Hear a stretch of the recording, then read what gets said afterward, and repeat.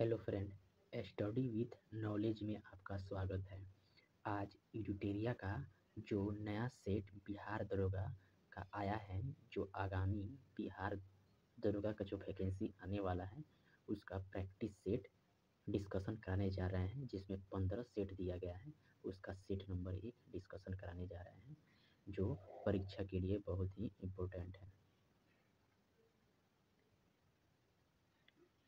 Question number 1, सैनक तथा पैपलाद शाखाएं किस वेद से संबंधित हैं? तो सैनक तथा पैपलाद शाखाएं किस वेद से हैं? तो यह अथर्ववेद से संबंधित हैं। अथर्ववेद की रचना किसने किया था? तो इसकी रचना अथर्वा नामक ऋषि ने किया था।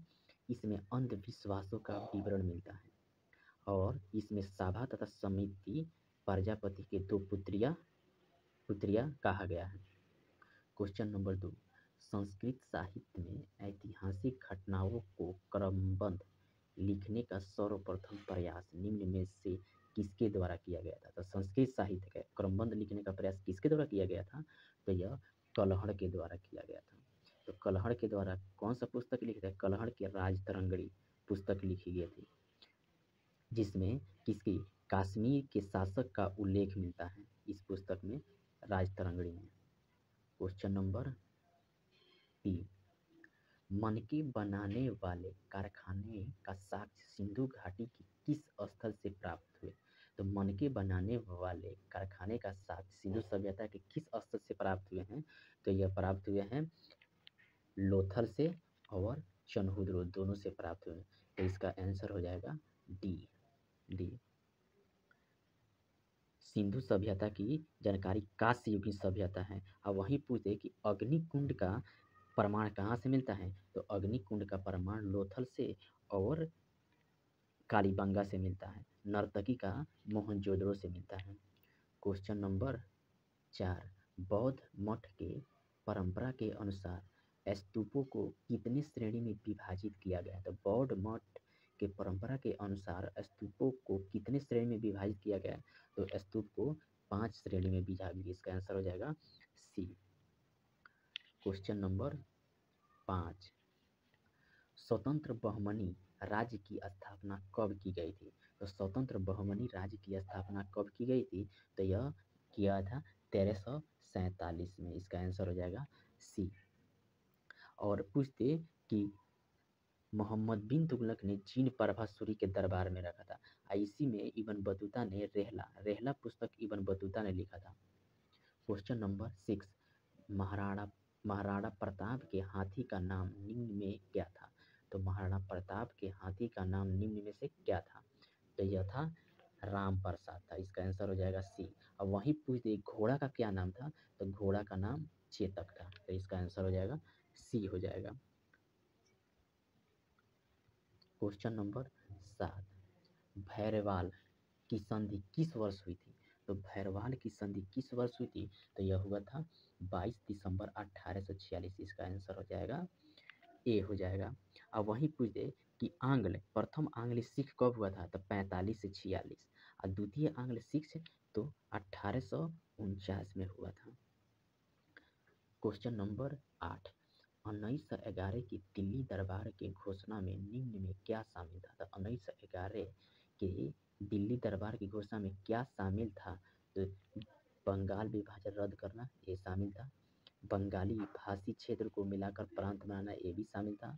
बिहार राज्य की स्थापना, जिसमें उड़ीसा भी शामिल, ये भी शामिल। तीनों के तीनों सही है। इसका आंसर हो जाएगा डी हो जाएगा। क्वेश्चन नंबर 9, सेवा समिति की स्थापना निम्न में किसने किया था? तो सेवा समिति की स्थापना किसने किया था? तो यह हृदयनाथ कुंजरू ने किया था। इसका आंसर हो जाएगा ए। और यह कहाँ किया था? तो इलाहाबाद में किया था। वहीं पूछते कि आत्मीय सभा की स्थापना 1815 में राजा राम मोहन राय ने किया था, आत्मीय सभा की स्थापना। और वहीं पूछते इंडिया लीग की स्थापना तो शिशिर कुमार घोष ने 1875 में किया था, इंडिया लीग की स्थापना। क्वेश्चन नंबर 10, निम्नलिखित में कौन सी जोड़ी सही सम्मिलित नहीं है? तो निम्नलिखित में कौन सी जोड़ी सही सम्मिलित नहीं है? तो चौसा का युद्ध 1539 सही है। कोलाचेल का युद्ध 1741 सही है। खुर्दा का युद्ध 1795 सही है। रूहेला का युद्ध यह 1772 एक गलत है, तो इसका आंसर हो जाएगा डी। तो रूहेला रूहेला का युद्ध कब हुआ था? तो रूहेला का युद्ध हुआ था आपका 1795 में, 1795 में। Question number 11, question number 11, operation zero hour के तहत भारत छोड़ो आंदोलन के दौरान कस्तूरबा गांधी को कैद करके किस जेल में रखा गया था? ऑपरेशन जीरो आवर के तहत भारत छोड़ो आंदोलन के दौरान कस्तूरबा गांधी को कैद करके किस जेल में रखा गया था? तो यह जेल में रखा गया था आगा खां महल। इसका आंसर हो जाएगा बी हो जाएगा। अब वहीं राजेंद्र प्रसाद की पूछो कहाँ रखा गया था कैद करके? तो यह बांकीपुर जेल में रखा गया था राजेंद्र प्रसाद का। अब वहीं मौलाना अब्दुल कलाम आज़ाद को बाकुंडा जेल में रखा गया था। क्वेश्चन नंबर 12, कंध विद्रोह का संबंध भारत के किस राज्य से है? कंध विद्रोह का संबंध भारत के किस राज्य से है? तो यह भारत के उड़ीसा राज्य से। इसका आंसर हो जाएगा B. Question number 13, Shanti Niketan को किस वर्ष यूनेस्को की विश्व धरोहर सूची में शामिल किया गया था? शांति निकेतन को किस वर्ष विश्व में यूनेस्को के विश्व धरोहर सूची में शामिल किया गया था? तो इसको 2023 में शामिल किया गया था। वही पूछे कि नालंदा बिहार को कब शामिल किया गया था? नालंदा तो यह 2016 में शामिल किया गया था। क्वेश्चन नंबर 14, भारतीय शिल्प परिषद का मुख्यालय कहाँ स्थित है? तो भारतीय शिल्प परिषद का मुख्यालय चेन्नई में। इसका आंसर हो जाएगा ए। और इसकी स्थापना कब हुई थी? तो 1964 में कमला देवी चट्टोपाध्याय के द्वारा किया गया था।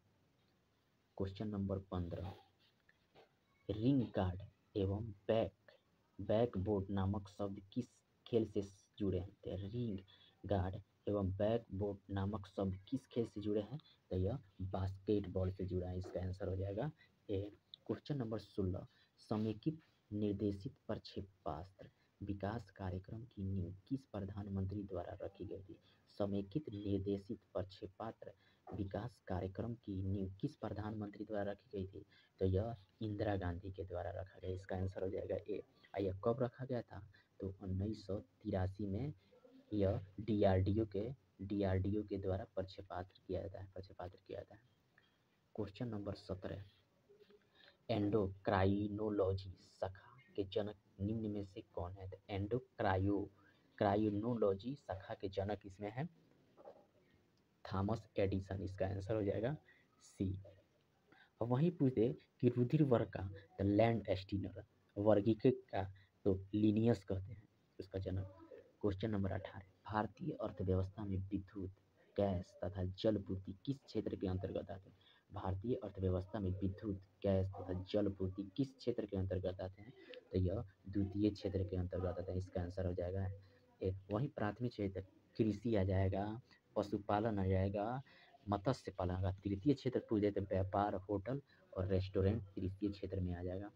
क्वेश्चन नंबर 19, वैज्ञानिक आधार पर राष्ट्रीय आय की गणना BKR राव द्वारा किस वर्ष किया गया था? वैज्ञानिक आधार पर BK राव के द्वारा किस वर्ष गणना किया गया था? तो 1931 में किया गया था। इसका आंसर हो जाएगा सी। उस वर्ष प्रति व्यक्ति आय कितना रुपया था? तो 49 रुपया। लेकिन वहीं प्रथम बार राष्ट्रीय आय की गणना दादा भाई नौरोजी ने 1867 से 68 में ज्ञात किया था, सिद्धांत दिया था। उस वक्त प्रति व्यक्ति आय कितना रुपया था? 20 रुपया था। भारत में विदेशी प्रत्यक्ष निवेश की सीमा किन क्षेत्रों में 100% नहीं है? भारत में विदेशी प्रत्यक्ष निवेश की सीमा किस क्षेत्र में 100%? तो कृषि क्षेत्र में 100% है, खनन क्षेत्र में 100% है, संचार क्षेत्र में 100% है, लेकिन पेंशन में 100% नहीं है। इसका आंसर हो जाएगा डी। और पेंशन में कितना परसेंट है? तो पेंशन में 49% है। क्वेश्चन नंबर 21, विशेष आर्थिक क्षेत्र के उद्देश्य में क्या शामिल है? तो विशेष आर्थिक क्षेत्र के उद्देश्य में क्या शामिल नहीं है? तो आपका हो जाएगा अतिरिक्त आर्थिक गतिविधियां पैदा करना ये शामिल है। ढांचागत सुविधा विकास करना ये भी शामिल है। विदेशी स्रोतों से निवेश को बढ़ावा देना ये भी शामिल है। 500 करोड़ से अधिक आय वाली कंपनियों को शामिल करना ये शामिल नहीं है। इसका आंसर हो जाएगा डी। विशेष आर्थिक जोन कब लाया गया था? तो 2000 ईस्वी में भारत में विशेष आर्थिक जोन की घोषणा किया गया था। क्वेश्चन नंबर 22,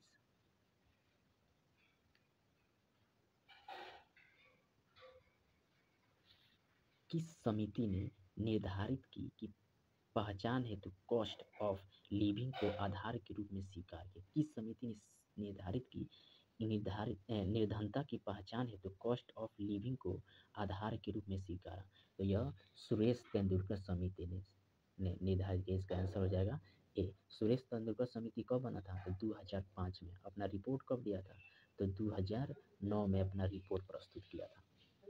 क्वेश्चन नंबर 23, 76वें गणतंत्र दिवस समारोह 2025 के मुख्य अतिथि के रूप में कौन शामिल है? 76वें गणतंत्र दिवस समारोह 2025 के मुख्य अतिथि के रूप में कौन शामिल हुए? तो यह थे प्रोबो सुबियाटो शामिल है। तो यह कहाँ के अतिथि में थे? मुख्य अतिथि राष्ट्रपति थे। तो यह इंडोनेशिया के राष्ट्रपति थे। क्वेश्चन नंबर 24, 33वीं ग्रीष्मकालीन ओलंपिक खेल 2024 में भारत को कुल कितने पदक प्राप्त हुए? तो 33वीं ग्रीष्मकालीन ओलंपिक खेल 2024 में भारत को कुल कितने पदक प्राप्त हुए? तो 6 पदक प्राप्त हुए। कहाँ हुआ था? तो यह पेरिस में हुआ था। पेरिस में इसका आदर्श भाग था गेम वाइड ओपन था। इसमें 1 रजत और 5 कांस्य पदक मिलाकर 6 पदक जीते थे। क्वेश्चन नंबर 25, केंद्रीय बजट 2024-25 के अनुसार राजस्व घाटा कुल जीडीपी का कितना प्रतिशत है? तो केंद्रीय बजट 2024-25 के अनुसार राजस्व घाटा कुल जीडीपी का कितना प्रतिशत है? तो यह 1.8%। इसका आंसर हो जाएगा डी। वहीं पूछे राजकोषीय घाटा कितना होगा? तो यह 4.9। और भारत सरकार के द्वारा 2025 और 26 में राजकोषीय घाटा कितना % लक्ष्य रखा गया है? तो यह 4.5% राजकोषीय 25-26 में। क्वेश्चन नंबर 26, केंद्रीय बजट 2024-25 में मनरेगा हेतु कितना बजट आवंटित किया गया है? तो केंद्रीय बजट 2024-25 में मनरेगा हेतु कितना बजट आवंटित किया गया है? तो यह 86,000 करोड़ आवंटित किया गया। इसका आंसर हो जाएगा ए। अब वही पूछ दे कि प्रधानमंत्री किसान सम्मान निधि योजना के तहत 60,000 बजट में आवंटित किया गया है। क्वेश्चन नंबर 27, हाल ही में हुए विधानसभा चुनाव के बाद मोहन चरण मांझी किस राज्य के मुख्यमंत्री नियुक्त किए थे? मोहन चरण मांझी किस राज्य के मुख्यमंत्री नियुक्त किए हैं? तो यह उड़ीसा राज्य के मुख्यमंत्री नियुक्त किए गए हैं। क्वेश्चन नंबर 28, 24वें एससीओ शिखर सम्मेलन का आयोजन कहाँ किया गया है? 24वें एससीओ शिखर सम्मेलन का आयोजन कजाकिस्तान में किया गया। इसका आंसर हो जाएगा सी। और 10वां सबसे अंतिम सदस्य, इसमें एससीओ के कितने सदस्य हैं? तो 10 सदस्य हैं अभी। इसमें 10वां सदस्य कौन बना है? तो यह बेलारूस बना है। बेलारूस इसका सदस्य बना है 10वां। क्वेश्चन नंबर 29, निम्न में से रुद्रम प्रथम क्या है? तो निम्न में से रुद्रम प्रथम क्या है? तो यह क्या है? एक मिसाइल है। इसका आंसर हो जाएगा सी। किसके द्वारा निर्मित किया गया है? तो यह DRDO के द्वारा निर्माण किया गया है। क्वेश्चन नंबर 3, विश्व प्रेस स्वतंत्रता सूचकांक 2024 में भारत का स्थान क्या है? विश्व प्रेस स्वतंत्रता सूचकांक 2024 में भारत का स्थान क्या है? तो भारत का स्थान 159 है।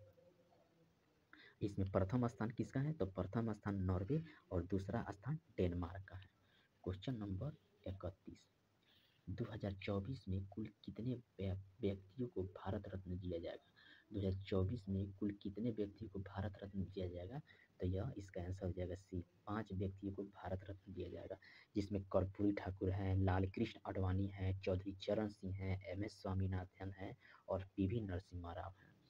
क्वेश्चन नंबर 32, 2025 में कितने व्यक्तियों को पद्म पुरस्कार दिए जाने की घोषणा केंद्र सरकार द्वारा की गई? 2025 में कितने व्यक्तियों को पद्म पुरस्कार दिए जाने की घोषणा केंद्र सरकार के द्वारा किया गया है?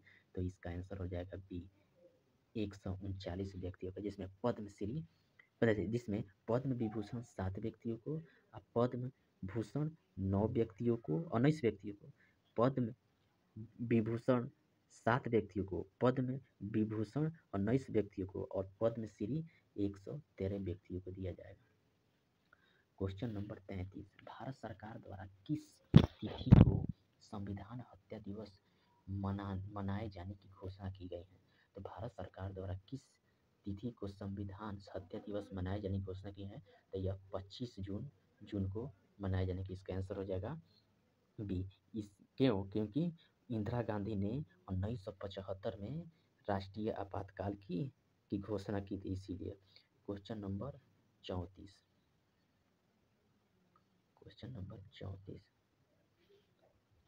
ओपेक्स सैन्य अभ्यास किन 2 देशों के मध्य आयोजित किया गया है? ओपेक्स सैन्य अभ्यास किन 2 देशों के मध्य आयोजित किया गया है?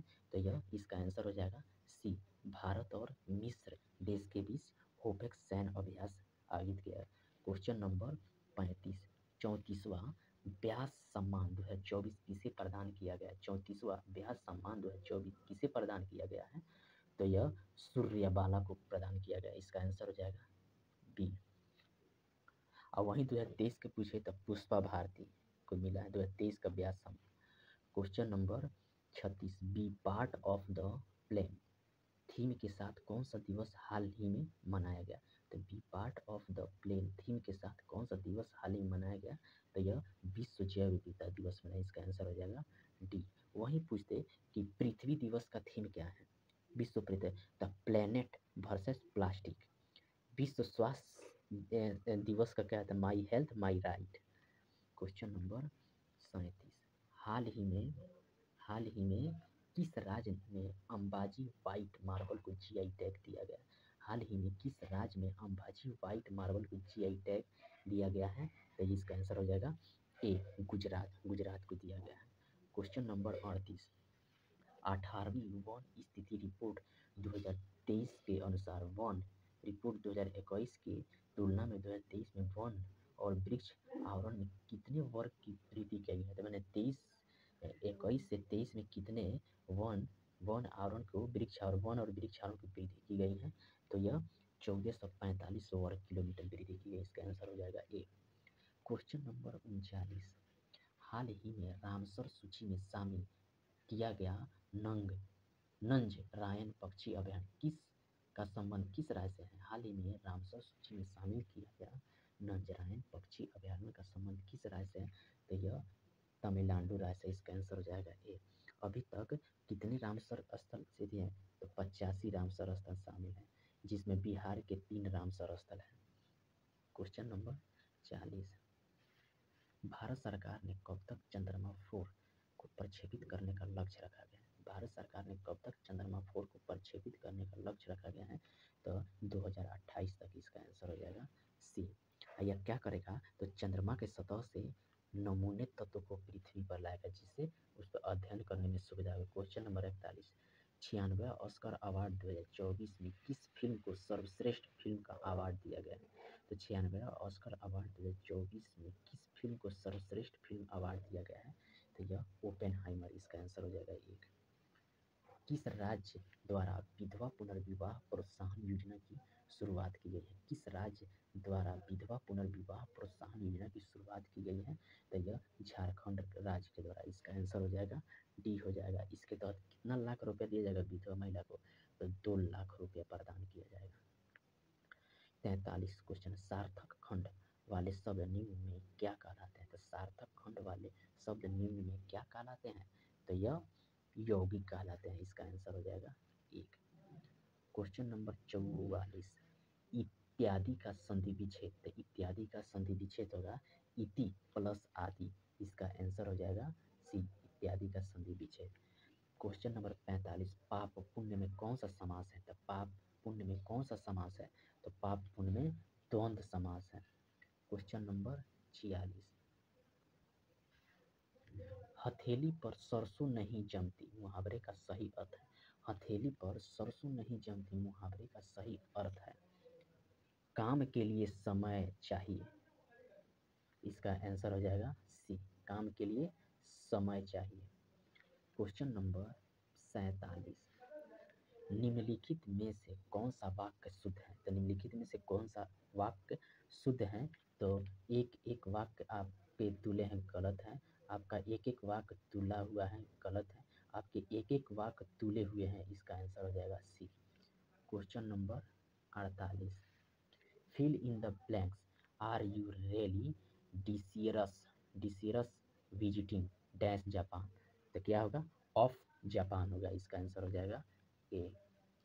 Question number 49, choose the correct English translation the that given sentence in Hindi. तो भूगोल सीखना कठिन है, तो भूगोल सीखना कठिन है, तो geography is difficult to learn, इसका आंसर हो जाएगा B. Question number 50, choose the opposite word for the given question. Gorgeous, gorgeous का अपोजिट क्या होगा? प्लेन होगा, प्लेन, इसका आंसर हो जाएगा ए। क्वेश्चन नंबर 51, निम्नलिखित में से किस अधिनियम को act of good government of India भी कहा जाता है? निम्नलिखित में से किस अधिनियम को act of good government of India कहा जाता है? तो इसका यह भारत सरकार अधिनियम 1858 को कहा जाता है, इसका आंसर हो जाएगा ए हो जाएगा।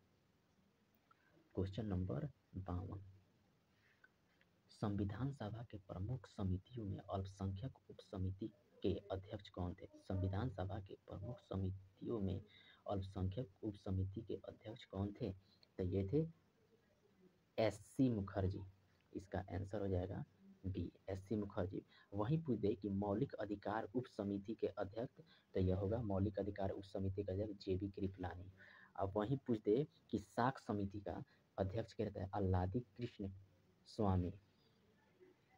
क्वेश्चन नंबर 53, भारतीय संविधान की प्रस्तावना में न्याय के तत्व को लिया गया है। तो भारतीय संविधान की प्रस्तावना में न्याय के तत्व को लिया गया है, तो किससे लिया गया है? तो रूसी क्रांति से लिया गया, इसका आंसर हो जाएगा ए। ये कब हुआ था रूसी क्रांति? 1917 में।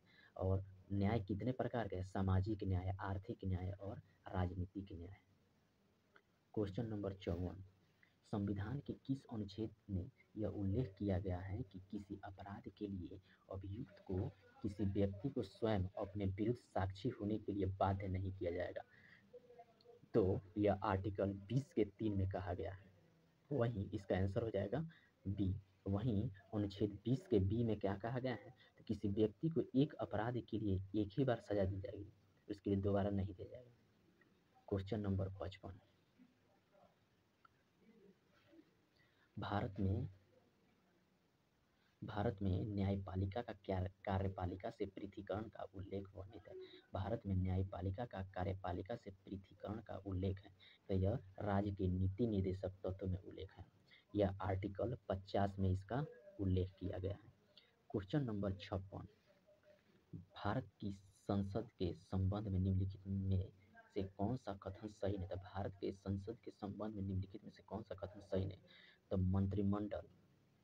मंत्रिमंडल को लोकप्रिय सदन में बहुमत का विश्वास प्राप्त करना ही सही है।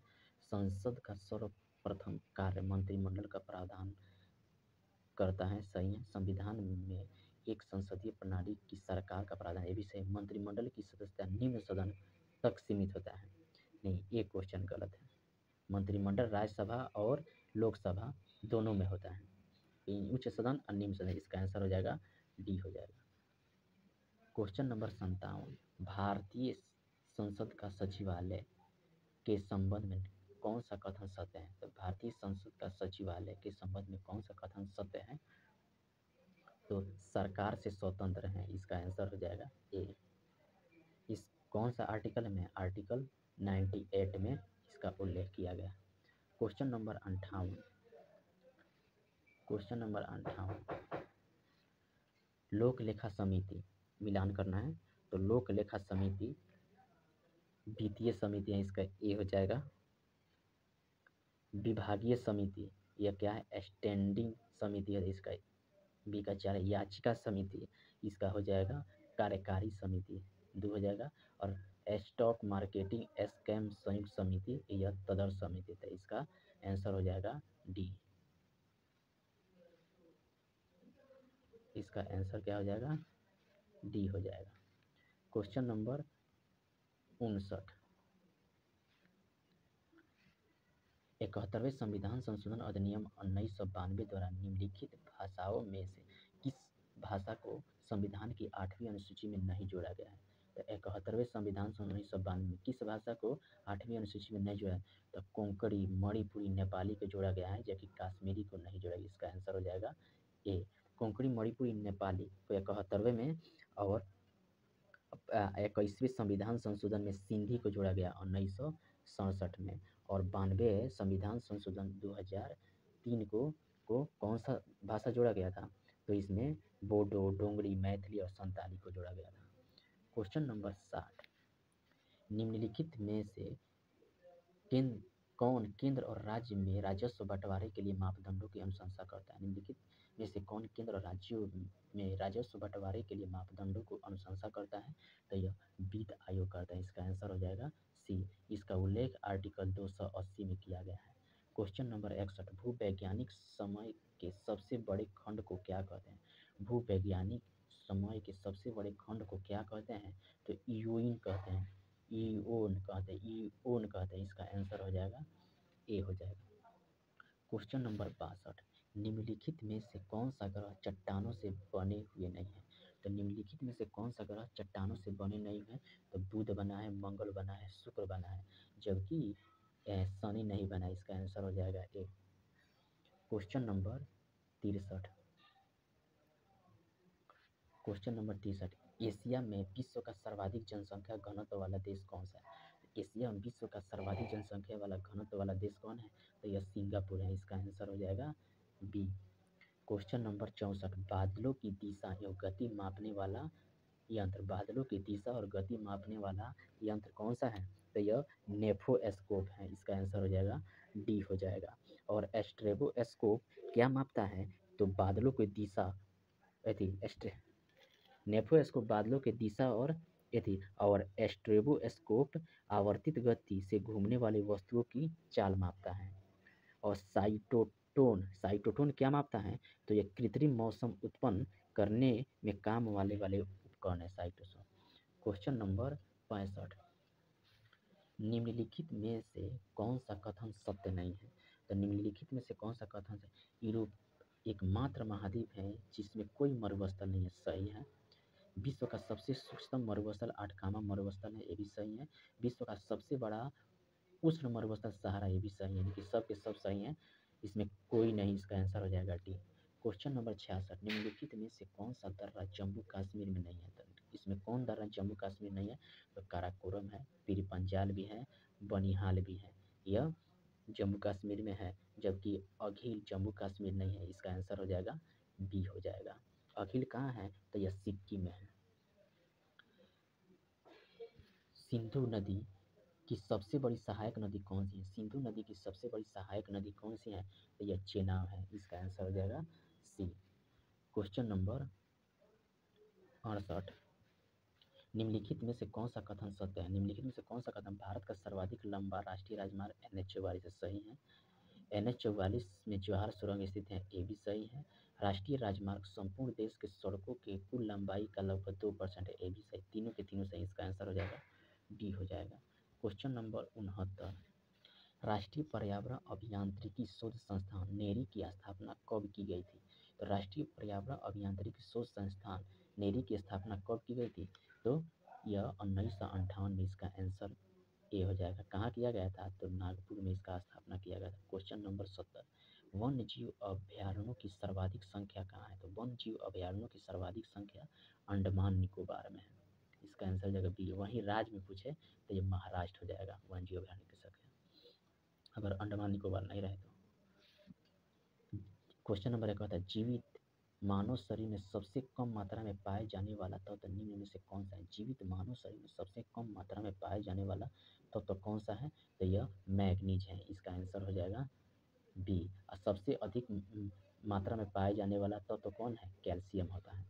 Question number 72। इलेक्ट्रॉन की तरंग प्रकृति की खोज किसने किया था? तो इलेक्ट्रॉन की तरंग प्रकृति की खोज किसने किया था? डी ब्रोगली के द्वारा किया गया था। इसका आंसर हो जाएगा सी हो जाएगा।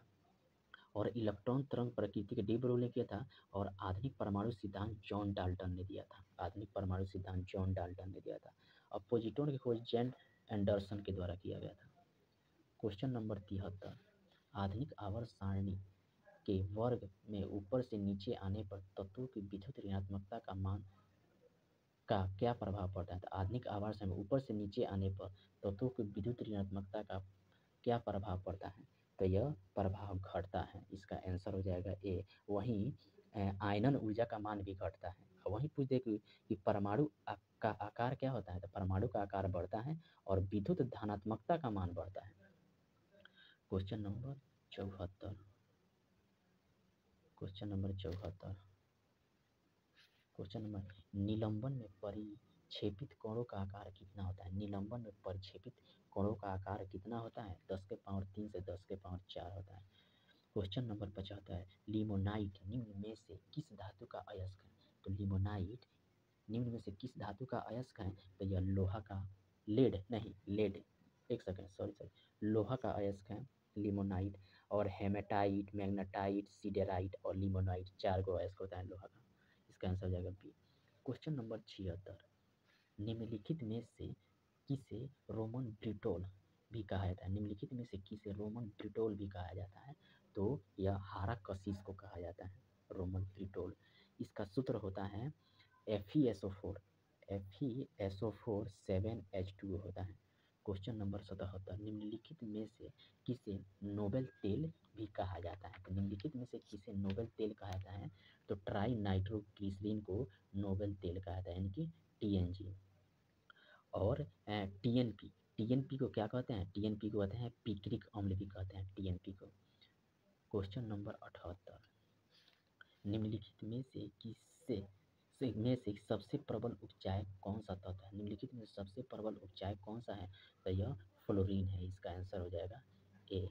क्वेश्चन नंबर 79, जीव द्रव सिद्धांत के प्रवर्तक निम्नलिखित में से किसे माना जाता है। जीव द्रव सिद्धांत के प्रवर्तक निम्नलिखित में से किसे माना जाता है। तो हॉर्ट बी को माना जाता है। इसका आंसर हो जाएगा ए। और जीव सिद्धांत DH मार्गन ने, और कोशिका सिद्धांत स्लाइडन एंड स्वान होता है। अब वहीं पर जाए कि कैरोलस लिनियस होता है द्विनाम पद, कैरोलस लिनियस। क्वेश्चन नंबर 80, निम्नलिखित में से कौन सा कथन सत्य है। तो प्रोकैरियोटिक कोशिका में केंद्रक अनुपस्थित होता है। तो ये सही है। इसका आंसर हो जाएगा ए। क्वेश्चन नंबर 81, निम्नलिखित में से किसे कोशिका के अणुओं का आयात प्रबंधक कहते हैं। निम्नलिखित में से किसी कोशिका के अणुओं का आयात प्रबंधक कहते हैं। तो यह गज्जी काय को कहते हैं। इसका आंसर हो जाएगा ए। क्वेश्चन नंबर 82, जीन की आनुवंशिक विचारधारा के अनुसार जीन के कार्य की इकाई को क्या कहते हैं। जीन की आनुवंशिक विचारधारा के अनुसार जीन के कार्य की इकाई को क्या कहते हैं। तो सिस्ट्रॉन कहते हैं। इसका आंसर हो जाएगा बी, सिस्ट्रॉन कहते हैं। और उत्परिवर्तन की इकाई म्यूटॉन कहते हैं। उत्परिवर्तन की इकाई म्यूटॉन और पुनः संयोजन की इकाई रेकॉन कहते हैं। क्वेश्चन नंबर 83, जीव द्रव में कार्बनिक तथा अकार्बनिक यौगिक का अनुपात क्या होता है। तो जीव द्रव में कार्बनिक और अकार्बनिक अनुपात कितना होता है। तो 81:19 होता है। इसका आंसर हो जाएगा 84, नींबू में लिटिल लीफ नामक रोग किस तत्व की कमी से होता है। तो नींबू में लिटिल लीफ नामक रोग किसकी कमी से होता है। तो यह तांबा की कमी से। इसका आंसर हो जाएगा बी। क्वेश्चन नंबर 50, निम्नलिखित में से किस संघ के सभी जंतु खारे जल में पाए जाते हैं। निम्नलिखित में से किस संघ के सभी जंतु खारे जल में पाए जाते हैं। संघ पेरिफेरा के सभी जंतु खारे जल में पाए जाते हैं। क्वेश्चन नंबर 86, मेढक निम्नलिखित में से किस वर्ग के प्राणी हैं। तो मेढक निम्नलिखित में से किस वर्ग के प्राणी है। तो एम्फीबिया वर्ग के प्राणी है। क्वेश्चन नंबर 87, निम्नलिखित में से किस पादप हार्मोन के छिड़काव के बृहद आकार के फल तथा फूलों का उत्पादन किया जाता है। तो निम्नलिखित में से किस पादप हार्मोन के छिड़काव से बृहद आकार के फल तथा फूलों का उत्पादन किया जाता है। तो यह जिबरेलिन। इसका आंसर हो जाएगा डी हो जाएगा। क्वेश्चन नंबर 88, पौधे में प्रकाश संश्लेषण के संबंध में निम्नलिखित में से कौन सा कथन सही है। तो पौधे के प्रकाश संश्लेषण के निम्नलिखित में से कौन सा कथन सही है। तो यह प्रकाश संश्लेषण की कार्बन डाइऑक्साइड, पानी, क्लोरोफिल और सूर्य का प्रकाश आवश्यक है। सही है। प्रकाश संश्लेषण की दर लाल रंगों के प्रकाश में सबसे अधिक और बैंगनी के प्रकाश में सबसे कम, ये भी सही है। प्रकाश संश्लेषण की क्रिया के दौरान जल का उपचयन ऑक्सीजन के बनने में तथा कार्बन डाइऑक्साइड का अपचयन ग्लूकोज के निर्माण में, ये भी सही, यानी कि सब के सब सही। क्वेश्चन नंबर 89, निम्नलिखित में से कौन सा कथन सत्य है? निम्नलिखित में से कौन सा दाब एक अदिश राशि है? तो दाब एक अदिश है, सही है। कार्य का विमीय सूत्र ml स्क्वायर माइनस T/T², तो इसका आंसर हो जाएगा बी भी सही है। विस्थापन धनात्मक ऋणात्मक हो सकता है, शून्य नहीं, शून्य भी होता है, तो ये गलत है। और समतल कोण का अस्थायी मात्रक एस्टेरेडियन, ये भी गलत है। रेडियन होता है समतल कोण का अस्थायी, तो इसलिए इसका 1 2 यानी कि डी सही है। क्वेश्चन नंबर 90, घर्षण बल के अधीन किया गया कार्य होता है। तो घर्षण बल के अधीन किया गया कार्य ऋणात्मक होता है, इसका आंसर हो जाएगा बी। क्वेश्चन नंबर 91, भू-अस्थायी उपग्रह के संबंध में कौन सा कथन सही नहीं? तो भू-अस्थायी उपग्रह के संबंध में कौन सा कथन सही नहीं है? तो यह पश्चिम से पूर्व की ओर पृथ्वी का परिक्रमा करता है, सही है। इसका परिक्रमण काल पृथ्वी के परिक्रमण काल के बराबर होता है, ये भी सही है। इसकी कक्षीय वेग 8 किलोमीटर पर सेकेंड होता है, ये गलत है। और यह उपग्रह पृथ्वी तल से लगभग 36,000 किलोमीटर की ऊंचाई पर पृथ्वी के परिक्रमा, ये भी सही है, तो इसका आंसर हो जाएगा सी। क्वेश्चन नंबर 92, निम्नलिखित में से कौन सा कथन सत्य है? विद्युत धारा दूसरी विद्युत धारा पर बल लगाती है, इसकी खोज एलेसांड्रो वेल्टा ने की थी, तो यह गलत है। जब समानांतर चालकों में एक ही दिशा में विद्युत धारा प्रवाहित होती है तो दोनों के बीच आकर्षण बल लगता है समानांतर में, तो यह सही है। जब समानांतर चालकों में एक दूसरे के विपरीत दिशा में विद्युत धारा प्रवाहित करते हैं तो प्रतिकर्षण लगता है, तो यह भी सही है। इसका आंसर 2 3 यानी कि बी होगा। क्वेश्चन नंबर 83, सरल सूक्ष्मदर्शी आवर्धन क्षमता क्या होता है? तो सरल सूक्ष्मदर्शी आवर्धन क्षमता m बराबर 1 + d/f, इसका आंसर हो जाएगा ए। क्वेश्चन नंबर 94, सूची 1 को सूची 2 में सम्मिलित करना है। तो इंटरफेरोमीटर, इसका आंसर का समतल ध्रुवीय प्रकाश का घूर्णन, पोटेंशियोमीटर, यह हो जाएगा विद्युत विभवांतर मापना, कैलोरीमीटर से क्या मापते हैं? यह विशिष्ट ऊष्मा मापते हैं, और रूलर से ऊंचाई मापते हैं, इसका आंसर हो जाएगा डी। क्वेश्चन नंबर 95, क्वेश्चन निम्नलिखित में से वह कौन सी प्रक्रिया है जिसके द्वारा कोई वस्तु कुछ रंगों के प्रकाश को अवशोषित करती है और दूसरे को परावर्तित करती है? तो कुछ को अवशोषित करती है, कुछ को परावर्तित करती है, परावर्तन क्रिया, इसका आंसर हो जाएगा बी। अब 96 से लेकर 100 तक ले मैथ है, तो इसका आंसर बता देना, तो 96 का हो जाएगा ए, 35वां 97 का, इसका आंसर हो जाएगा बी 1 हो जाएगा। और 98 का आंसर हो जाएगा बी 62 किलोमीटर। 99 का आपका हो जाएगा 300 रुपया सी। और 100 का आंसर हो जाएगा 45 किलोमीटर पर आवर। आज 1 नंबर समाप्त है, अब अगला सेट कर। Thank you.